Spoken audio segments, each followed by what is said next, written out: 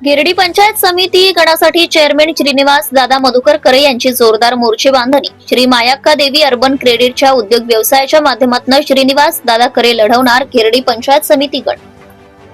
कोणत्या परिस्थितीमध्ये मी पंचायत समितीच्या निवडणुकीमध्ये गिरडीतून उतरणार आहे.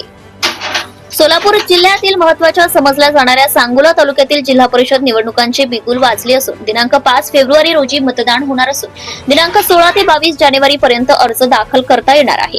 यासाठी गिरडी जिल्हा परिषद गटामध्ये नागरिकांचा मागास प्रवर्ग महिला हे आरक्षण आहे. या जिल्हा परिषद गटामध्ये जवळजवळ 2 पंचायत समिती गण असून गिरडी पंचायत समिती गण हा सर्वसाधारण पुरुष आहे. या संपूर्ण जिल्हा परिषद गटामध्ये धनगर समाजाचे मतदान हे मोठे असून हे मतदान निर्णायक ठरणार आहे. या बाबतीत अनेक नेते मंडळींनी मोर्चे बांधणी केली असली तरी श्रीनिवास करे यांनी स्थानिक पातळीवर मोठी तयारी केली आहे.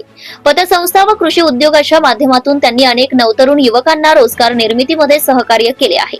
ते सद्यस्थितीला माजी आमदार शहाजी बापू पाटील यांच्या शिवसेना पक्षाकडून इच्छुक असून तशी त्यांनी तयारीही केली असल्याचं दिसून येत आहे. आपल्या पतसंस्थेच्या माध्यमातून त्यांनी अनेक गोरगरीब कष्टकरी दीनदलित नागरिकांना आर्थिक मदतीचा हात दिलाय. या बाबतीत त्यांच्याशी आमच्या SN न्यूज नेटवर्कच्या प्रतिनिधींनी केलेली बातचीत पाहूया आपण. नमस्कार. सोलापूर जिल्ह्यातील जिल्हा परिषद आणि पंचायत समितीच्या निवडणुकींचा कालच बिगुल वाजलेला आहे.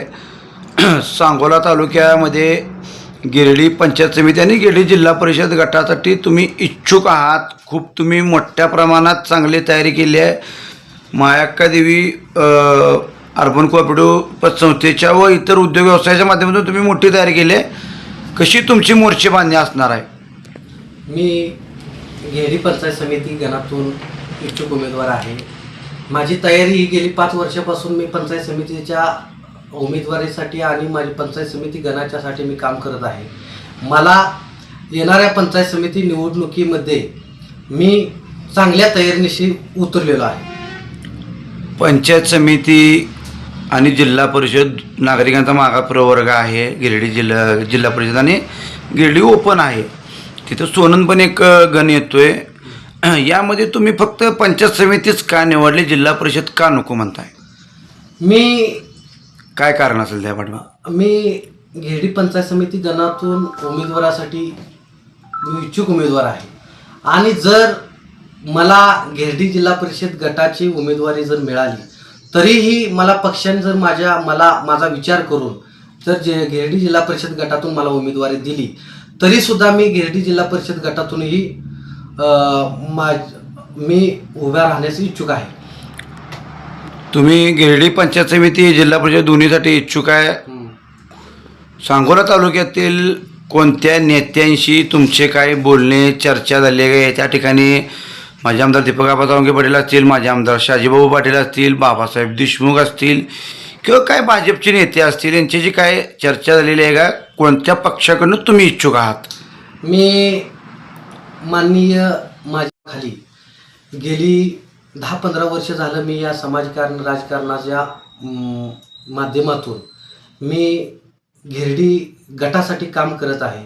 आणि मी शहाजी बापूंचा निष्ठावंत कार्यकर्ता असल्यामुळं मला माझे आमदार शहाजी बापू पाटील साहेब हे मला नक्कीच उमेदवारी देतील आणि माझा विचार करतील.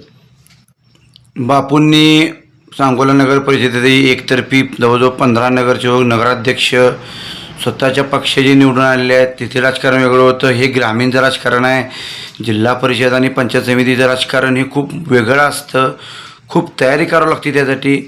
तर काय तुम्ही जिल्हा परिषद किंवा पंचायत समिती गणासाठी त्या गावातील त्या मतदारांशी संपर्क केलेला आहे का? तयारी काय केलेली आहे का तुम्ही त्यामध्ये? मी गिरडी पंचायत समिती गणातील प्रत्येक नागरिकाशी कोणत्या गावातील लोकांशी तुम्ही संवाद साधलेला आहे? माझं गाव गिरडी, गावडेवाडी, हांगिरके, पारे, डिस्कळ, नराळ आणि हबीशवाडी ह्या गावातील लोकांशी माझी चर्चा, माझा संपर्क, मी त्यांच्या भेटीगाठी ह्या माध्यमातून मी सर्वांसोबत मी चर्चा केलेली आहे.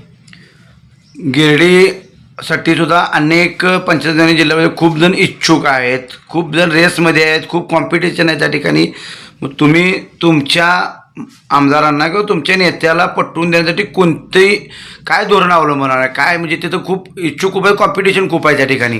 कारण लोकशाही असल्यामुळं इच्छुक हे उमेदवार असतीलच.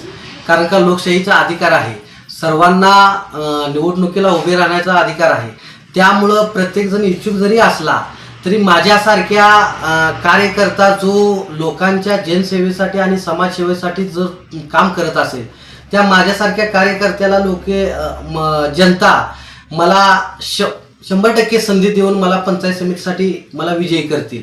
कारण की मी ग्रामपंचायत सदस्य उमेदवारी तुम्हालाच का द्यावी? काय त्याच्यामुळे तुमचं भक्कम काय कारण आहे त्याच्या पाठीमागे? कारण का माझा गिरडी पंचायत समिती गणातील जनसंपर्क, माझी सामाजिक कामे, माझ्या बाकीच्या उद्योग व्यवसायातील लोकांना मदत, बाकी ह्या माध्यमातून माझं भक्कम कारण आहे की मलाच माझ्या नेत्यानं मला उमेदवार द्यावी, हे माझं कारण आहे. तुम्ही या चॅनलवर नवीन असाल तर सबस्क्राईब करा, तसेच लाईक आणि शेअर नक्की करा.